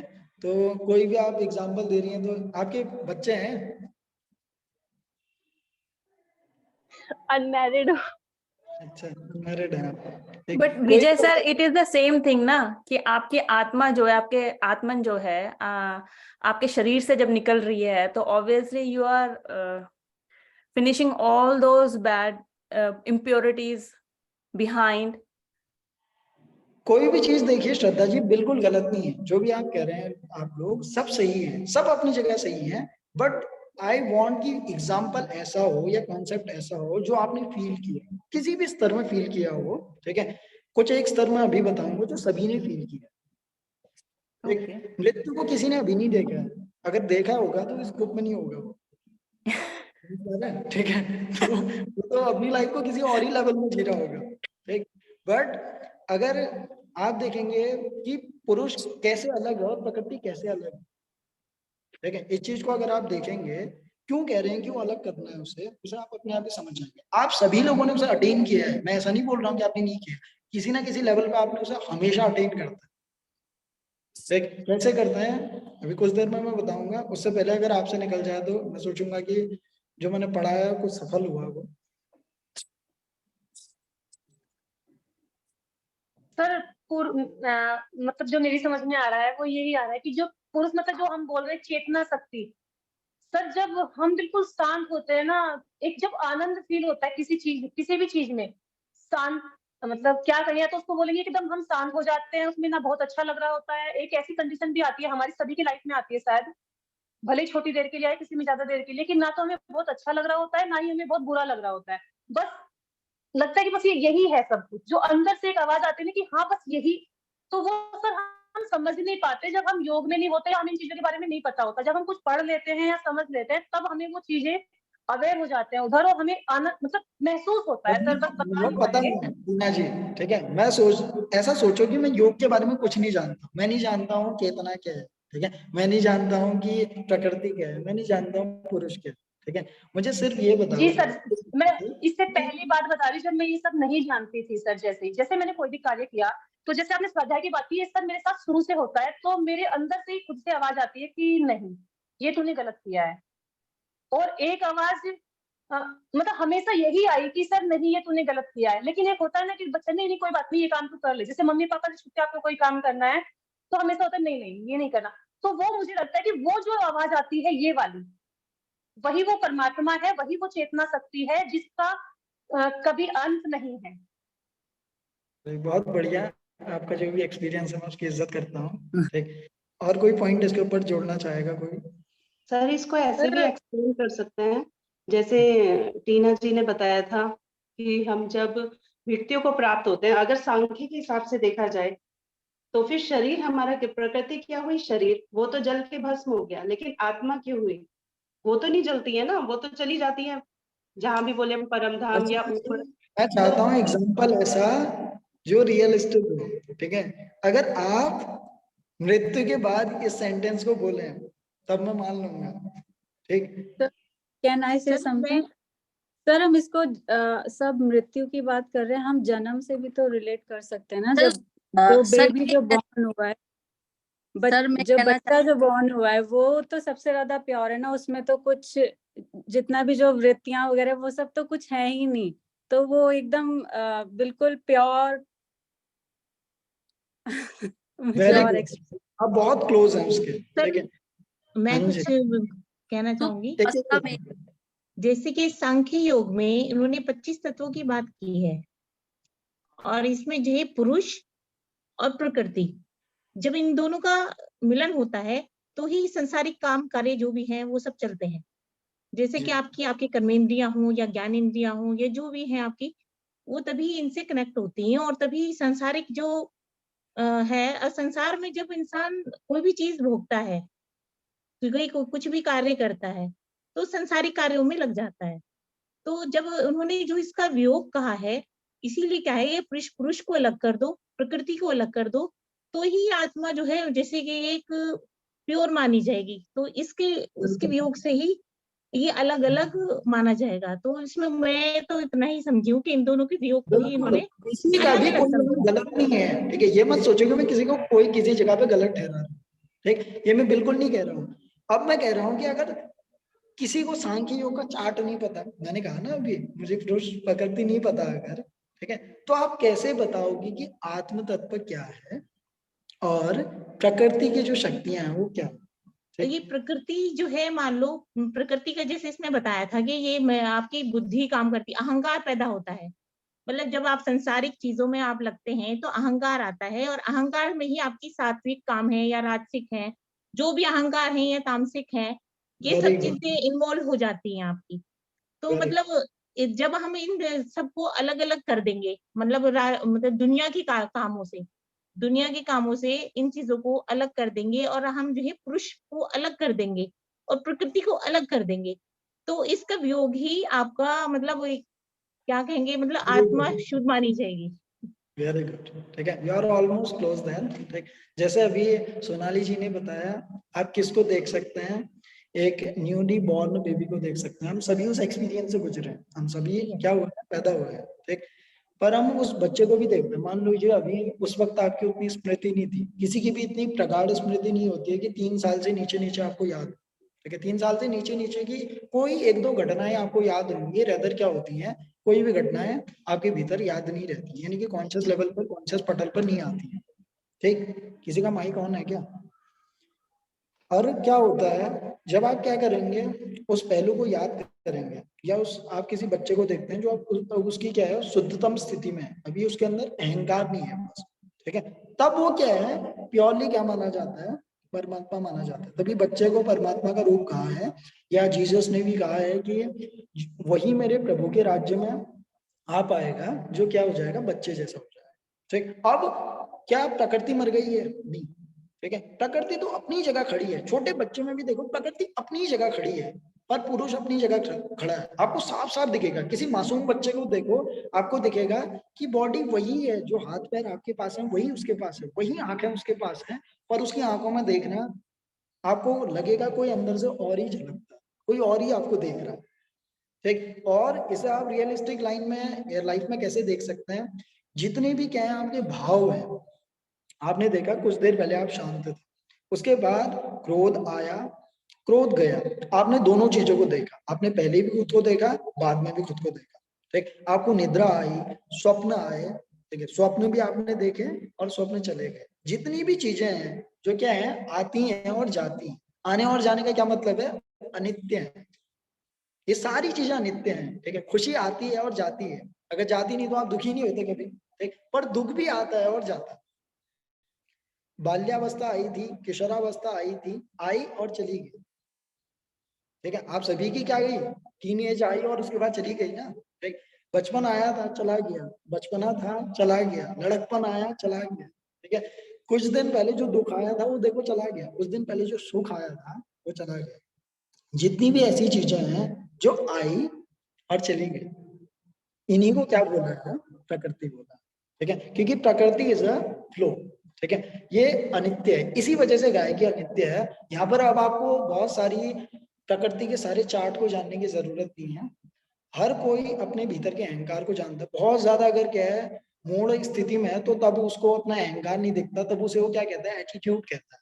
ठीक है, लोग बहुत अच्छा सिंबल मानते हैं एटीट्यूड को। ठीक है, कि आदमी के अंदर एटीट्यूड होना चाहिए। ठीक, पर उसे क्या दिखेगा, उसके भीतर जो खुशियां आई थी वो चली गई। ठीक है, जो दुख आया था वो भी चला गया। जितनी भी ऐसी चीजें हैं जो आई और चली गई, भोजन आया चला गया, ठीक है, शरीर बना नष्ट हो गया, पर एक चीज है जो क्या देख रही है, आपके बचपन को भी देख रही है, आपकी बाल्यावस्था को भी देख रही है, आपकी किशोरावस्था को भी देख रही है, आपकी युवावस्था को भी देख रही है, और अभी आपकी क्या है, अगर आप वृद्धावस्था में है, ठीक है, या प्रौढ़ावस्था में है तो उसको भी देख रही है। ठीक, आप देखो बचपन की फोटो देखते हैं, आप चौंक जाते हैं कि कभी हम ऐसे थे। ठीक, भले आप रोज चेंज हुए पर कौन चेंज हुआ है, देखने वाला तो वही है, और देखने वाला क्या डिफरेंस देख रहा है कि आज मेरी बॉडी ऐसी है और तब ऐसी। ठीक, ये जो चीज गुजर गई ये क्या है, प्रकृति। पर एक चीज जो भीतर खड़ी है वो खड़ी ही रहती है, और ये उस दिन पूर्ण होता है जिस दिन क्या आती है, मृत्यु आती है और चली जाती है। मैं इसके ऊपर कोई भी ठप्पा नहीं लगा रहा हूँ, ठीक है, मैंने मृत्यु को नहीं देखा। ठीक, आप भी अगर किस दिन देखें उसे तो तभी उसके ऊपर ठप्पा लगाना। ठीक, रेदर उन बातों को किताबों तक ही रहता है। जो भी किताबों वाली चीजें हैं, किताबों वाली बातें हैं, अगर रियलिस्टिक वर्ल्ड में उसे बांटना चाहोगे तो कौन आपकी बात सुनेगा, उसके पीछे कोई नहीं आएगा, कभी भी एक्सपीरियंस एडअप नहीं होगा। ठीक, बट सभी लोगों ने क्या देखे, अपने दुख देखे, अपनी खुशियां देखी। कहते हैं ना, लाइफ गोज ऑन। ठीक, अप्स एंड डाउन आते रहते हैं, यही प्रकृति है। जो अप्स एंड डाउन आते हैं वो प्रकृति है, पर एक चीज जो भीतर से देखते रहती है, जो अच्छा सपना भी देखती है, जो बुरा सपना भी देखती है, जो अच्छे लोगों को भी देखती है, जो मित्र को देखती है, शत्रु को देखती है, हार को देखती है, जीत को देखती है। ठीक, तभी आत्मा को क्या कहा, अनित्य का। ये नहीं चलता, ऐसे समझाया कृष्ण ने, ये इसे हरा नहीं सकते, इसे जिता भी नहीं सकते। ध्यान रखना, इसे जिता भी नहीं सकते, इसे हरा भी नहीं सकते। ठीक, अब सांख्य क्यों कह रहा है ऐसा कि प्रकृति का वियोग करो। ठीक, क्योंकि आत्मा क्या सोचने लगती है कि मैं हारी अभी और कुछ देर में मैं जीत गई। दुख आया तो सोचने लगती है कि ये दुखी मैं हूं। ठीक, और जब खुश हो गए तो सोचती है कि खुश ही मैं हूँ। कहा जाता है, लोग कहते हैं, देखना अगर बहुत ज्यादा हंसोगे ना तो लोग क्या कहते हैं, बहुत ज्यादा हंसो तो हंसो, नहीं तो रोना पड़ता है। ठीक है, कई लोग ऐसा कहते हैं आजकल। ठीक, तो क्या बता रहे हैं उसे कि अभी आप अगर खुशी को पकड़ लोगे तो कुछ देर में क्या आएगा, उसका दूसरा पहलू भी आएगा। जिस इंटेंसिटी में खुशी पकड़ रहे हो उसी इंटेंसिटी में क्या आएगा, गम भी आएगा, क्योंकि प्रकृति ऐसी, आप ऐसे नहीं हो। ठीक है, प्रकृति ऐसी है। अगर आप क्या करोगे, तारीफ में बहुत ज्यादा खुश हो जाओगे तो बेइज्जती में दुखी होना पड़ेगा, क्योंकि प्रकृति ऐसी है। अगर सिक्के का एक पहलू पकड़ा तो दूसरा पहलू भी पकड़ लो। ठीक, पर बोध जैसे जैसे जागेगा, बोध मतलब आप खुद को जैसे जैसे जानोगे कि दुख आया था और चला गया, दुख मैं नहीं हूं यार। ठीक, एक ही बार में पूरा समझ में नहीं आएगा। ठीक, तो कुछ दिनों में आपको समझ में आएगा कि अगर ये खुशी पकड़ी, अगर इस व्यक्ति की तारीफ पकड़ी और इस तारीफ में मैं खुश हुआ तो मैंने इसके हाथ में चाबी दे दी कि तू मेरी बेइज्जती भी कर सकता है। ठीक है, अगर खुशी में खुश हुए तो बेइज्जती में रोना भी पड़ेगा, क्योंकि चाबी उसके हाथ में दे दी। पर अगर आपने उसकी तारीफ नहीं ली, उसने कही तारीफ, आपने धन्यवाद किया कि आप अपनी ऊर्जा का सही प्रयोग कर रहे हैं, आप अच्छे शब्दों को प्रयोग में ला रहे हैं, आपने तारीफ नहीं ली, आपने कृतज्ञता दिखाई, तारीफ नहीं ली। ठीक, तो अगली बार जब वो बेइज्जती करेगा तो उस वक्त आप क्या कहेंगे, इस वक्त आप अपनी शक्ति का गलत इस्तेमाल कर रहे हैं। ठीक, आप अपने भीतर से गलत रूप में शक्ति को बाहर निकाल रहे हैं, तो आपको बुरा भी नहीं लगेगा। ठीक, ये सभी चीजें वो क्या कर रहा है, एक ही व्यक्ति तारीफ भी कर रहा है, बेइज्जती भी कर रहा है। ठीक है, दोनों चीजें क्यों लग रही हैं, क्योंकि आप अनित्य को नित्य माने हुए, ठीक है। आप सोचते हो कि तारीफ मैं हूं, तो जब बेइज्जती करेंगे तो बेइज्जती भी मैं हूंगा ना, ठीक। तो सांख्य यही कह रहा है कि जितनी भी चीजें परिवर्तित होती हैं, पहले प्रगाढ़ रूप से अपने जीवन को देखो, ठीक है। आज अपने जीवन को देखो, देखो कि 4 दिन पहले तुम्हारा जीवन क्या था, आज क्या है, और 4 दिन बाद क्या हो जाता है, ठीक। जो फ्रीक्वेंटली एक चक्र में घूमता जा रहा है, ये आप नहीं हो सकते, आप कुछ और हो जो इन सारी चीजों को देख रहा है, ठीक। और उसका एग्जाम्पल किसी चीज से नहीं दिया जा सकता, क्योंकि वो क्या है, अद्वैत है, वो अपने ही जैसा और किसी के जैसा नहीं है, ठीक है। तो उसका कोई भी एग्जाम्पल देना असंभव है, समझ। तभी उसे अद्वैत कहा, तभी तो अद्वैत का सिद्धांत पैदा होगा। उसके जैसा कोई दूसरा नहीं है, तो पुरुष जैसा कोई दूसरा नहीं है। प्रकृति के तो लाखों रूप है, ठीक। वो सुख में भी है, दुख में है, हार में है, जीत में है, ठंडे में है, गर्म में है, बहुत सारी चीजों में, ठीक। पर पुरुष अपने जैसा, अपने ही जैसा है, वो एक है, ठीक है। वो दो नहीं है, तो दो भी तभी नहीं कहा, एक भी तभी नहीं कहा, तभी अद्वैत कहा। उसके जैसा कोई है ही नहीं, ठीक। अगर आपने जानना है तो अपने प्रगाढ़ रूप से पहले अपने जीवन को देखना पड़ेगा, और जितनी भी चीजें चेंज हो रही हैं समझना पड़ेगा कि अगर ये चेंज हो जाती हैं और मैं इस चेंज को देख पाता हूँ, अगर आप उस चेंज को देख पाते हो, आप वो नहीं है, ठीक। तो जैसे जैसे आप चेंजेस को देखते रहते हैं, आपकी उनके ऊपर से पकड़ टूटती चली जाती है, और देखते देखते क्या होता है, एक ही दुख को बार बार मत भोगो। यही सांख्य कह रहे हैं कि इतने प्रगाढ़ रूप से जीवन को जियो कि एक ही सुख को बार बार मत भोगो, ठीक। आज खुश हुए, किसी ने तारीफ की, कल दुखी हुए, किसी ने बेइज्जती की, फिर अगले दिन किसी की तारीफ में और खुश हो रहे हो।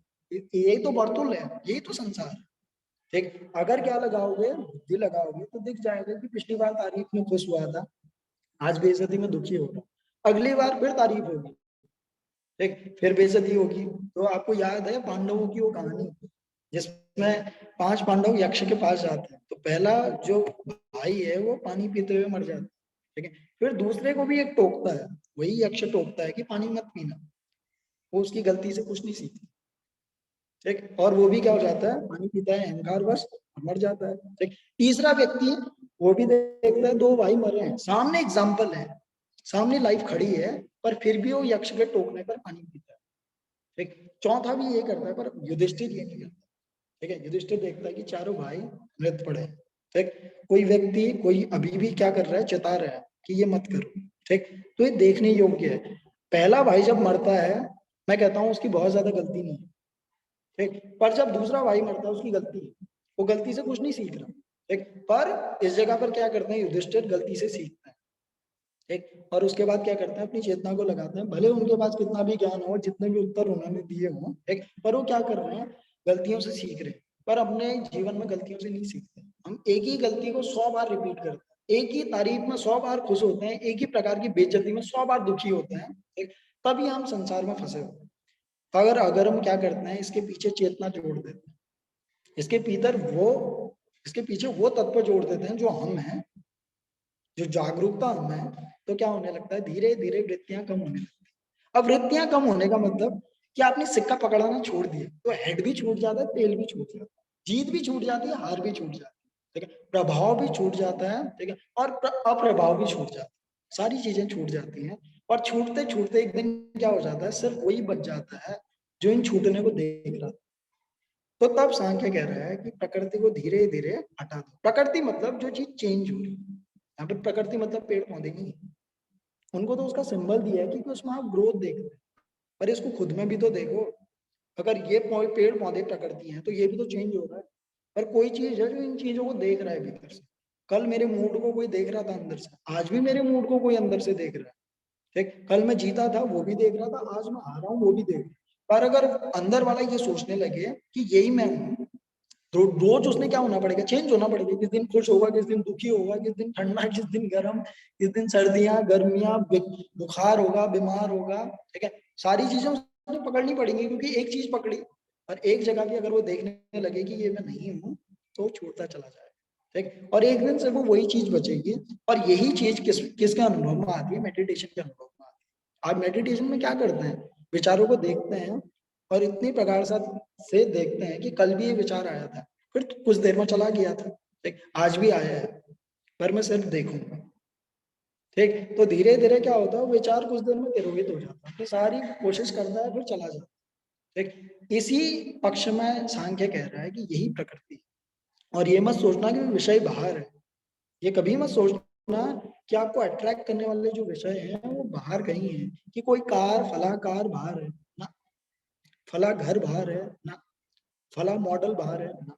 ठीक, आपके सारे के सारे विषय आपके भीतर। देखना सेम जो घर है वो हर किसी व्यक्ति को अच्छा नहीं लगता। अगर वही अट्रैक्शन का केंद्र होता तो घर किसी को अच्छा नहीं लगता, हर किसी को अच्छा नहीं लग रहा है, कुछ लोगों को अच्छा लग रहा है, कुछ लोगों को लग रहा है कि जिसका घर है उससे पूछो ना, उसको कोई दूसरा घर अच्छा लगता है, अपना घर अच्छा नहीं लगता। ठीक, जिसकी वो कार है उससे पूछो, उसको वो कार अच्छी नहीं लगती। अट्रैक्शन का पॉइंट कहाँ है? बाहर नहीं, अंदर है।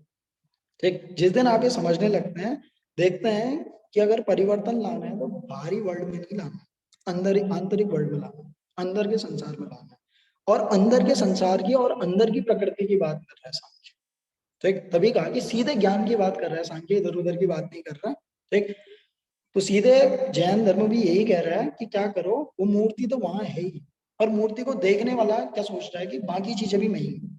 ठीक है, बाकी की वृत्तियां भी मैं हूँ, वृत्तियां अपना नाच आपके सामने नाचती रहेंगी। ठीक, पर आप कुछ और हो।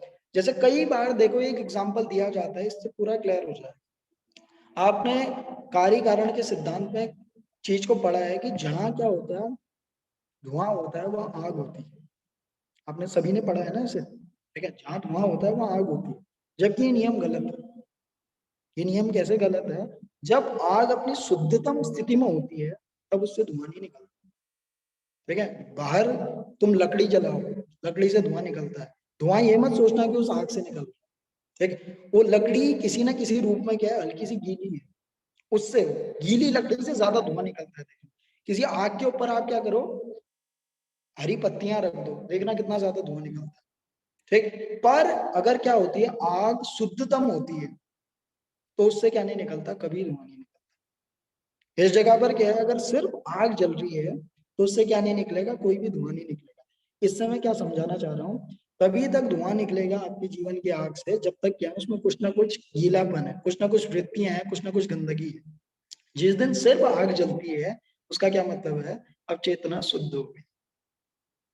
ठीक, तो यही सांख्य कह रहा है कि खुद को शुद्ध कर दो उन वृत्तियों से, पर कैसे? किताबों से नहीं, पढ़ो। ठीक, जीवन को पढ़ो, स्वाध्याय करो, समझो। ठीक, उसके बाद उन वृत्तियों से धीरे धीरे आप खुद हट जाओ। आप देखोगे कि कल क्रोध किया था, आज भी क्रोध कर रहा हूँ, क्रोध की पकड़ ढीली होने लगी। ये मत सोचो कि किसी दिन परमात्मा आते हैं और कहते हैं कि ओके आपसे क्या करते हैं, क्रोध को छीन लेते हैं। ऐसा कभी नहीं होगा। क्रोध ही एक दिन परिणत होकर क्या बन जाएगा, करुणा बनेगी। कोई दूसरी ऊर्जा नहीं है। परमात्मा ने आपको जो भी शक्तियां दी हैं वही शक्तियां क्या होंगी, दूसरे फॉर्म में परिणत होंगी। यही प्रकृति एक दिन क्या करती है, पुरुष को दिखाने वाला मार्ग बन जाता है। अब ये बाहर की तरफ ले जा रही है यही प्रकृति, यही प्रकृति एक दिन भीतर की ओर मुड़ जाएगी, और इस दिन क्या होगी, प्रकृति अपने आप विलुप्त हो जाएगी, अलग हो जाएगी, सिर्फ पुरुष बचेगा। ये ऐसा ही है कि अंधेरा कमरा है, आप दिया जलाओ, ठीक, तो ऐसा नहीं होता कि अंधेरा कहीं भागता है, या दिया जलाओगे उसके बाद अंधेरा धीरे धीरे जाना स्टार्ट होगा ना। ठीक, दिया जला अंधेरा गया। ठीक, ऐसे पुरुष दिखा प्रकृति गई, ऐसा ही होता है हमेशा। ठीक है, जब तक आपने पुरुष नहीं देखा तब तक प्रकृति दिखती है, जब तक आपने जीवन नहीं देखा तब तक मौत की डर लगती है।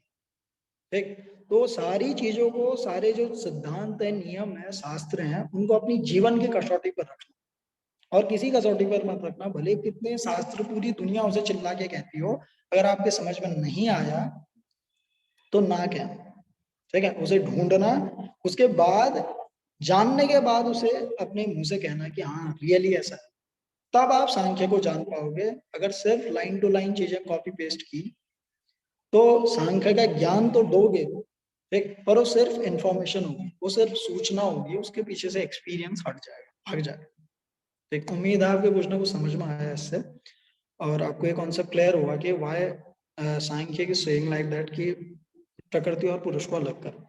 ठीक है, क्योंकि जो चेंज होने वाली चीजें हैं वो अपने आप देखते देखते अलग हो जाएंगे, और जो अनचेंजेबल चीज है, अनित्य है जो, ठीक है, वही क्या करेगा, आपको अंत तक दिखेगा, जो नित्य है। ठीक, तो होप आपको कुछ ना कुछ चीजें क्लियर हुई, और आज के लिए चीज पूरी होती है। अगर आप कोई क्वेश्चन अभी भी आपके मन में राइज हो रहा है तो आप उसे पूछ सकते हैं, रेदर हम कल की क्लास में उसे कंटिन्यू करेंगे।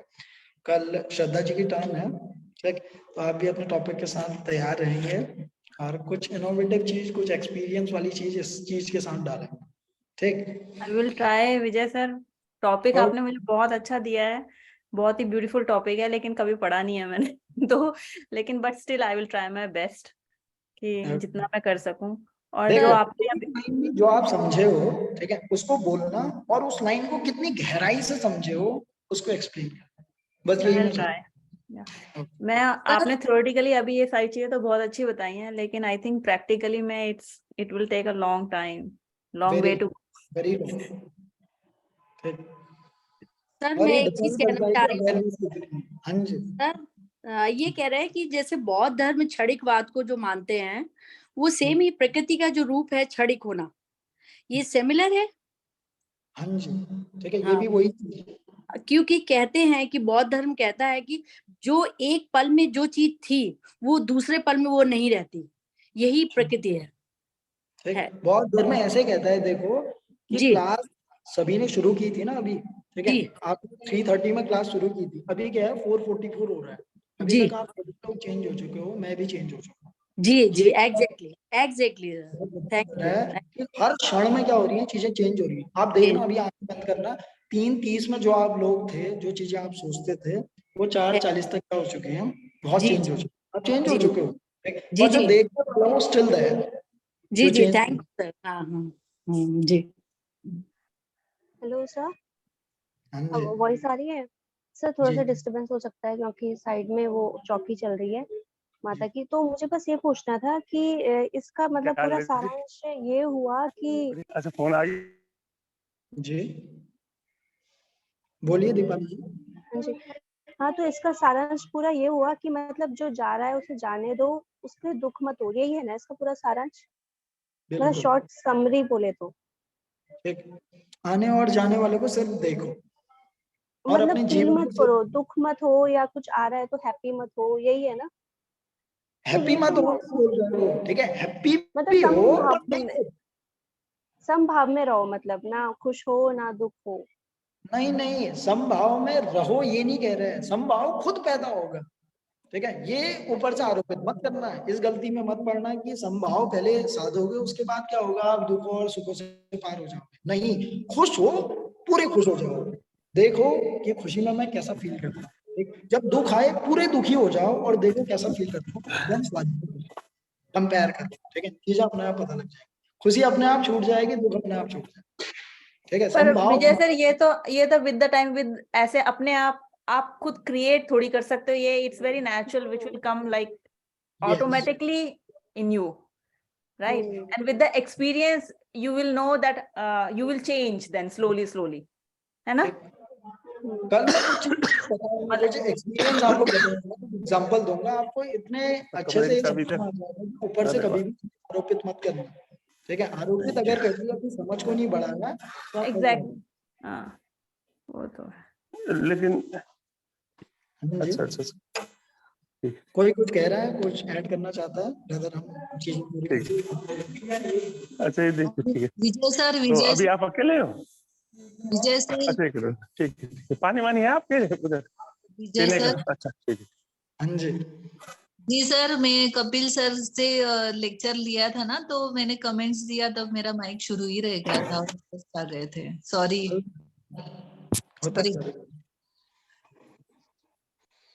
ठीक है जी, कल मिलते हैं नए टॉपिक के साथ। Shraddha ji, best of luck for tomorrow, ठीक है, आप सभी के प्रणाम, इतने प्रेम से मुझे सुनने। धन्यवाद thank you sir. Thank you sir. Okay.